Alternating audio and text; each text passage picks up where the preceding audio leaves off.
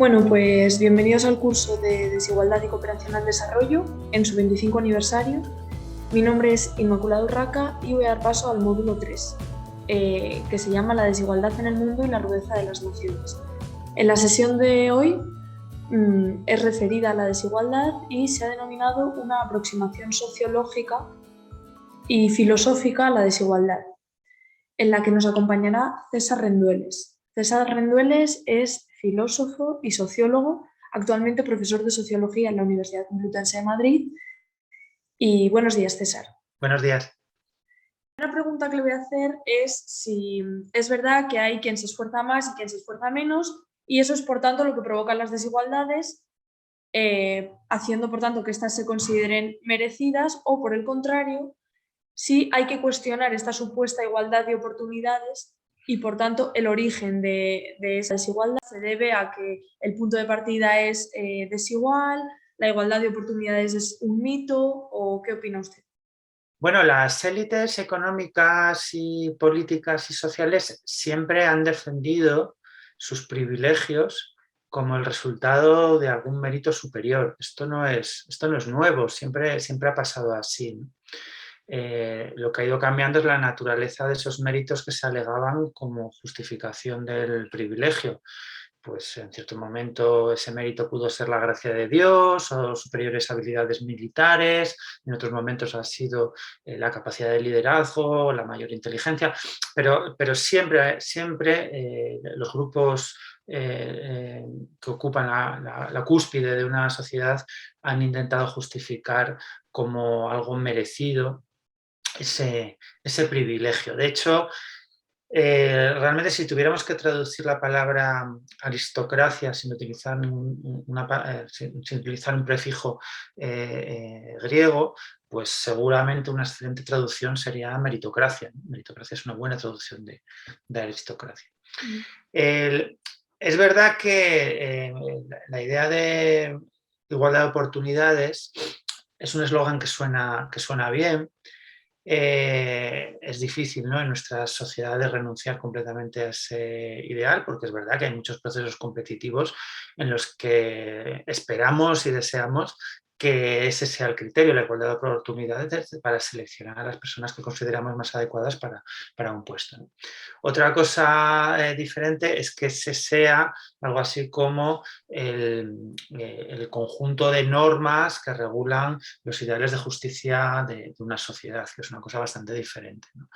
Porque la igualdad de oportunidades lo que promete en realidad es precisamente que haya una especie de control antidoping social, que haya un punto de partida igualitario para que después cada cual obtenga lo que le corresponda en función de sus méritos. Pero realmente los proyectos igualitaristas democráticos planteaban algo muy distinto: no dar a cada cual lo que se merece, sino dar a cada cual lo que necesita para su despliegue personal, y recoger de cada cual también aquello que esté a su alcance en función de sus capacidades, ¿no? A cada cual según sus necesidades, de cada cual según sus posibilidades. Esto es importante porque digamos que es un proyecto democrático radical que entraña una tesis bastante escandalosa desde el punto de vista elitista, que es que todos los autodesarrollos personales, todos los autodespliegues personales tienen la misma dignidad. Es decir, que no es más digno de respeto el autodespliegue, yo qué sé, de un posible genio de las matemáticas que el autodespliegue de un discapacitado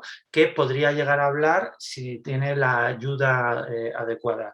Puede ser más útil ciertos autodespliegues personales, ciertos autodesarrollos que otros. Eso es otra cosa diferente, tal vez sea más útil socialmente. Pero en cuanto a su dignidad intrínseca, son todos igualmente dignos. Y ese es un ideal democrático profundo, ¿verdad? Por eso yo creo que hay una incompatibilidad fuerte entre meritocracia y democracia, ¿no? Porque la democracia está vinculada a proyectos igualitaristas mucho más profundos que el de la mera igualdad de oportunidades. Y bueno, últimamente ha estudiado el caso concreto de la desigualdad en la educación.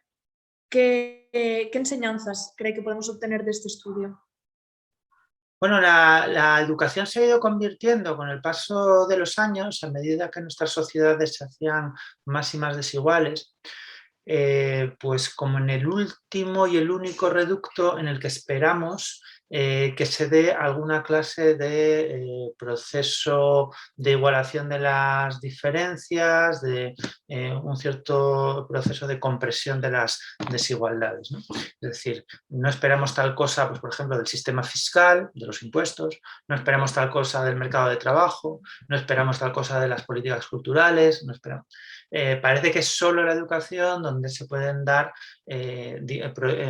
políticas igualitaristas reales.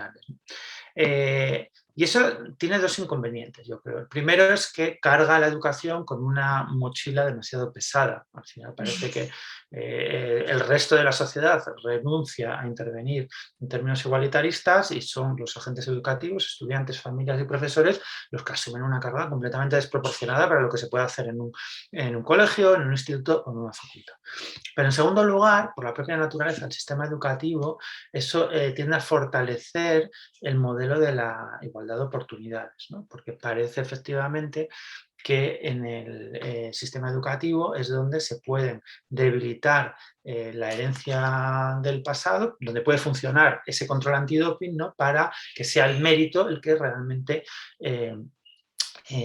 cuente hasta dónde llega cada uno. En primer lugar, sabemos que eso es mentira, sabemos que el sistema educativo reproduce y amplifica las desigualdades, no las reduce, pero en segundo lugar, eso yo creo que deteriora el sistema educativo porque lo convierte en un sistema profundamente competitivo y en lugar de estar enfocado en fomentar precisamente el autodespliegue, ¿no? de cada niño, de cada joven, en función de sus capacidades, atendiendo a sus capacidades diversas, a sus intereses diversos. No, necesitamos criterios únicos, unificadores, que permitan la comparación competitiva, exámenes, evaluaciones, calificaciones. ¿Por qué? ¿Por alguna razón pedagógica educativa? No. En absoluto, sencillamente porque es un criterio para que puedan existir ganadores y perdedores, para que existan ganadores y perdedores también en el sistema educativo, ya no solo en el mercado de trabajo, sino también en el sistema educativo.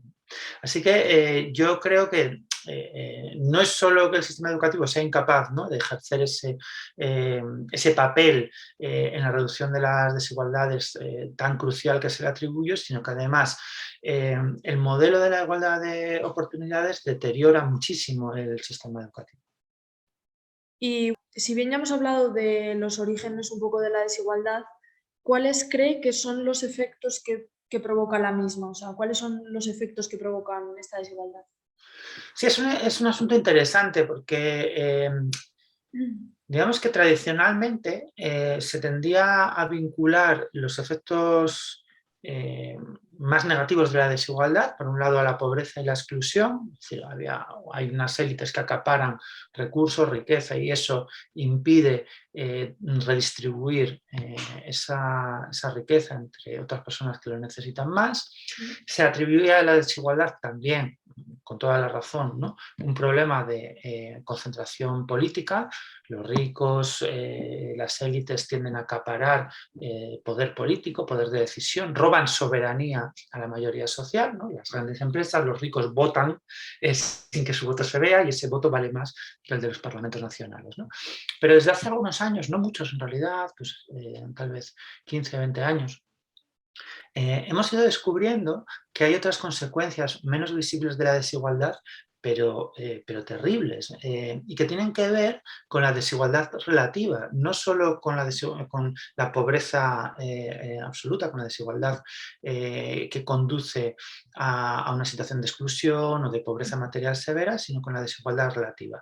Con independencia de que los pobres de un país, los más pobres, no estén muertos de hambre ni nadando en la miseria, ¿no? Con independencia de que su situación relativa no sea particularmente mala, si la distancia que les separa respecto a los más ricos es muy grande, en ese país van a existir una serie de problemas sociales, un abanico enorme de problemas sociales muy intenso, ¿no? Que tiene que ver, por ejemplo, con la esperanza de vida. Los países más desiguales tienen menor esperanza de vida, pero tienen que ver también con el consumo de drogas, tienen que ver también con los embarazos adolescentes, con la cantidad de personas que hay en prisión, con la confianza social, con una enorme cantidad de problemas aparentemente no relacionados con la desigualdad, como por ejemplo el porcentaje de personas que padecen enfermedades mentales, ¿no?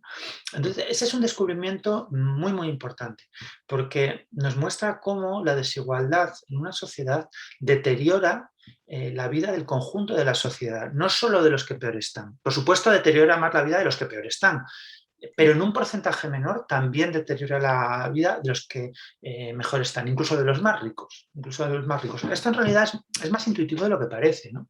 Cuando uno viaja a sociedades muy, muy desiguales, profundamente desiguales, donde hay personas que tienen fortunas fastuosas, ¿no? Sin embargo, la vida que llevan es una mala vida a menudo, ¿no? Encerrados en gate communities, rodeados de medidas de seguridad aterradoras, relacionándose permanentemente entre ellos, ¿no? Con una vida social muy limitada en el fondo, ¿no? O sea, la desigualdad nos conduce a llevar vidas dañadas, por supuesto a los más pobres, pero a toda la sociedad en su conjunto también. Y claro, entonces entiendo que, según esto que ha comentado, podremos estar en una situación como de mayor fragilidad social, ¿no? En vez de menor. Sí, efectivamente, una de las correlaciones más estrechas que se ha detectado en las últimas décadas en distintos estudios de ciencias sociales es la que en relación al crecimiento de la desigualdad con los procesos de fragilización social, con la de destrucción del vínculo social. De hecho, en un estudio famosísimo de Robert Putnam que se llama Solo en la bolera, lo que medía Putnam a lo largo de mucho tiempo, en un estudio longitudinal muy, muy amplio, es que desde fines de la Segunda Guerra Mundial, desde los años 30 en realidad, en Estados Unidos va aumentando lo que él llama el capital social, o sea, la solidez de los vínculos sociales, y a partir de los años 70 esos vínculos sociales empiezan a deteriorarse a gran velocidad. Bueno, Putnam lo vincula ese deterioro al auge de la televisión. Yo, la verdad, creo que es bastante más razonable pensar que tiene que ver con las dinámicas de mercantilización que han ido, entre otras cosas, aumentando enormemente, exponencialmente la desigualdad social, ¿no? Las sociedades desiguales, tanto a nivel macrosocial como a nivel microsocial, muestran pues un deterioro muy grande de los vínculos sociales. Se puede medir de muy distintas maneras, ¿no? En términos de valores subjetivos como la confianza social, niveles de asociacionismo, de muy distintas maneras se manifiesta ese problema, ¿no? La desigualdad nos lleva a vivir relaciones sociales mucho más competitivas, ¿no? Vemos a los demás como competidores, como rivales, por recursos escasos, y eso hace efectivamente que las relaciones sociales sean mucho más complicadas. Y aterrizando en el caso concreto de España y concretamente en el caso de la crisis de 2008, ¿qué ocurrió? ¿Aumentó? ¿Se redujo la desigualdad? ¿Cuáles fueron las causas de eso? Bueno, desde la crisis de 2008 en España ha aumentado dramáticamente la desigualdad. España era un país desigual, pero moderadamente desigual en comparación con otros países de nuestro entorno. Desde 2008 hemos sido el país de la Unión Europea donde más ha aumentado la desigualdad. Lo peor es que también hemos naturalizado esa consecuencia. Hemos de alguna forma pensado, bueno, es natural que aumente la desigualdad ya que ha habido una crisis, pero las cosas no son así. Ha habido países donde la crisis ha hecho reducir la desigualdad, en el sentido que en un contexto de crisis y no de crecimiento se ha considerado que era razonable exigir a los más ricos que hicieran algún tipo de sacrificio, ¿no? Un sacrificio bastante modesto en el fondo, pero algún sacrificio. Y de hecho, desde la crisis de 2008 en algunos países se ha producido una compresión de las desigualdades. Aquí no, aquí ha pasado exactamente lo contrario. Han pasado dos cosas. En primer lugar, quienes más han padecido los efectos de la crisis han sido los que ya estaban muy mal antes de la crisis económica. Quienes ya estaban muy mal, sus problemas se han multiplicado. Solo por dar un ejemplo. El 25% que más gana de este país, a partir de 2008, aumentó su patrimonio en un 10%. El 25% que menos gana de este país vio disminuir su patrimonio en un 108%. Eso significa que lo perdieron todo, absolutamente todo y un poquito más. En general, hay un 30%, que es bastante, es un porcentaje de la población bastante amplio, al que no le ha ido dramáticamente mal desde la crisis. De hecho, a eso, hay un 10% que ha mejorado su situación. Un 10% es bastante gente, son muchos millones de personas, ¿no? Al 50% inferior le ha ido mal, pero donde claramente se concentran los problemas es en el 30-25% inferior, ¿no? Eso ha significado una polarización enorme de los problemas, una dualización muy grande del mercado de trabajo, una dualización muy grande del patrimonio también, una dualización muy grande de los problemas sociales. Hay gente que ha podido, ha estado en condiciones de surfear la crisis más o menos, gente que tenía la vivienda pagada, gente que tenía unos ingresos asegurados porque eran empleados públicos, porque tenían empleos de buena calidad, porque tenían una pensión, etcétera, y gente que no, trabajadores precarios, gente que ya era pobre, jóvenes sin acceso al mercado de trabajo, personas mayores con pensiones no contributivas, etcétera, ¿no? Y ese es un proceso de incremento de la desigualdad que va a dejar una cicatriz muy profunda en nuestro país, muy profunda, y que iremos viendo seguramente en los próximos años, en las próximas décadas, manifestarse a través de muchísimos problemas sociales. Claro, sobre esto también le quería preguntar, porque ahora también, pues con la crisis de la COVID y todo, pues como que se amplifica ese efecto que va a tener y las consecuencias que van a tener sobre desigualdad van a ser terribles y sobre todo, como ha dicho usted, sobre la gente que aún tiene menos y aún estaba peor antes de toda esta situación. Sí, la crisis de la COVID en buena medida lo que ha hecho es poner una lupa, una lente de aumento sobre dinámicas que arrastrábamos del pasado, ¿no? Y Claro. eso se ha visto muy bien en el campo de las desigualdades. Quiero decir que para quien ya tenía unos recursos económicos suficientes, una situación laboral estable, y un capital cultural y relacional sólido, pues bueno, la crisis del COVID ha sido un momento problemático, desagradable, pero a menudo manejable, ¿no? No es lo mismo pasar el confinamiento que, pues, por ejemplo, una segunda residencia con jardín o en un piso amplio y luminoso con terraza, que pasarlo con tus 3 o 4 hijos en una casa de 40 metros cuadrados, interior y sin luz, ¿no? Son Claro. vivencias radicalmente diferentes, ¿no? Es lo mismo tener que atender a tus hijos que no tienen clase en tu casa, teletrabajando, con estudios universitarios y pudiendo ayudarles, con tiempo para ayudarles y material informático suficiente para que atiendan las clases, que sin todas esas condiciones, ¿no? Son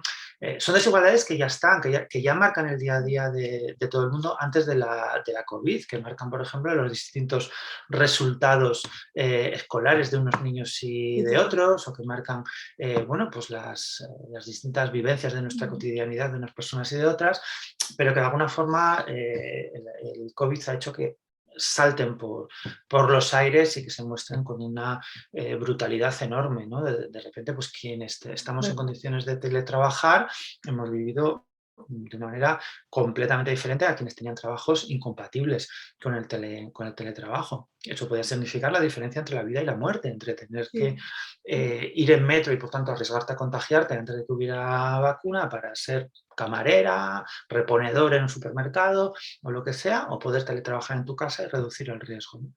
Así que yo creo que bueno, pues ha sido una especie de eso, ¿no? De momento en el que todas esas desigualdades con las que más o menos convivimos y sobrellevamos se hicieron insoportables porque se vieron concentradas en un corto periodo de tiempo, ¿no? Y ya para cerrar la entrevista, ¿qué medidas cree que habría que tomar? Ya sé que es una pregunta un poco que si tuviera la respuesta, pues posiblemente no estaría aquí, pero ¿desde qué supuestos habría que partir para que esta desigualdad disminuyera? Bueno, ahí cuando se plantea esta pregunta siempre se dice, bueno, es muy complicado, yo no tengo las respuestas. Bueno, la verdad yo sí tengo algunas respuestas, porque quiere decir que la desigualdad y la igualdad son fenómenos complejos que requieren abanicos de respuestas muy sofisticadas, pero tenemos también algunas certezas, ¿no?, de cómo se abordan esta clase de problemas. Hay algunas respuestas inmediatas, cercanas, que conocemos porque tenemos una experiencia pasada abundante acerca de cómo se abordaron en el pasado estos problemas. En primer lugar, sabemos que necesitamos una auténtica revolución fiscal. Necesitamos que las empresas y las personas más ricas empiecen a pagar impuestos. No digo que paguen muchos impuestos, digo que empiecen a pagar impuestos. En este país hay un porcentaje significativo de empresas multinacionales que pagaron de impuestos un 10% de beneficios en el ejercicio pasado. Es una vergüenza, es una auténtica vergüenza. Ha habido una guerra fiscal en la que las grandes empresas y los más ricos han obtenido una victoria aplastante. Necesitamos revertir ese proceso. Sin eso podemos estar hablando de lo que queramos, pero cualquier política igualitarista va a ser imposible. Necesitamos también recuperar soberanía política en áreas claves de nuestras vidas. Y eso se hace a través de la intervención pública, a través, por ejemplo, de procesos de nacionalización. Yo soy ya cada vez mayor, pero no tanto, y aún me acuerdo cuando en este país, por ejemplo, la telefonía era pública, y eso no hace un siglo, hace no tanto. Esto hoy resulta inverosímil, ¿no? Pero nadie te llamaba a las 10 de la noche para ofrecerte un servicio telefónico que no necesitas, porque la telefonía era pública. Y lo mismo con las empresas energéticas y tantos otros sectores que son cruciales para el sostenimiento de la vida, más en un contexto de crisis ecológica inminente en el que estamos, ¿no? Así que esas dos cuestiones, revolución fiscal o reforma fiscal en profundidad y nacionalización o al menos intervención pública sobre sectores estratégicos y básicos para el sostenimiento de la vida, son dos intervenciones que sabemos bien cómo se hace, que sabemos qué efectos tiene, que sabemos que tiene efectos muy positivos y que se pueden hacer, y que no son ni siquiera medidas específicamente de izquierdas. Es que ha habido gobiernos de derecha que han gobernado con esos presupuestos. A partir de ahí, de esa base mínima de una convivencia igualitaria en común, pues por supuesto que hacen falta intervenciones mucho más complejas que seguramente nos llevarán décadas, ¿verdad?, a poner en marcha, y que tienen que ver en última instancia con conseguir que el igualitarismo democrático sea no tanto una forma de gobierno, una forma de gestión, como una forma de vida, ¿no? Y eso implica, pues, transformar nuestras vidas cotidianas, significa intervenir sobre dinámicas del día a día, sobre nuestra manera de pensar, sobre el sentido común. Pero si no damos esos otros primeros pasos institucionales factibles y posibles, desde luego va a ser muy difícil que tomemos medidas más ambiciosas, ¿no? Luego hay pasos intermedios como incluir en nuestros textos constitucionales básicos, pues, el derecho efectivo al sostenimiento de la vida como un derecho individual, ya sea a través de la renta básica u otras medidas, ¿no? Pero que el no morirte de hambre, por así decirlo, el derecho a la subsistencia, forme parte de los derechos de una forma tan básicos como la libertad de expresión o la libertad de asociación, y que eso sea un derecho efectivo y que esté garantizado materialmente por las instituciones públicas. Digamos que ese ya sería un segundo paso después de conseguir impuestos necesarios para financiar esa clase de medidas, ¿no? Pero yo creo que tenemos una experiencia acumulada mayor de lo que a veces pensábamos, que nos permite tomar medidas en esa dirección, ¿no? No estamos tan inermes ni tan a ciegas como a veces pensamos. Pues sí, totalmente de acuerdo.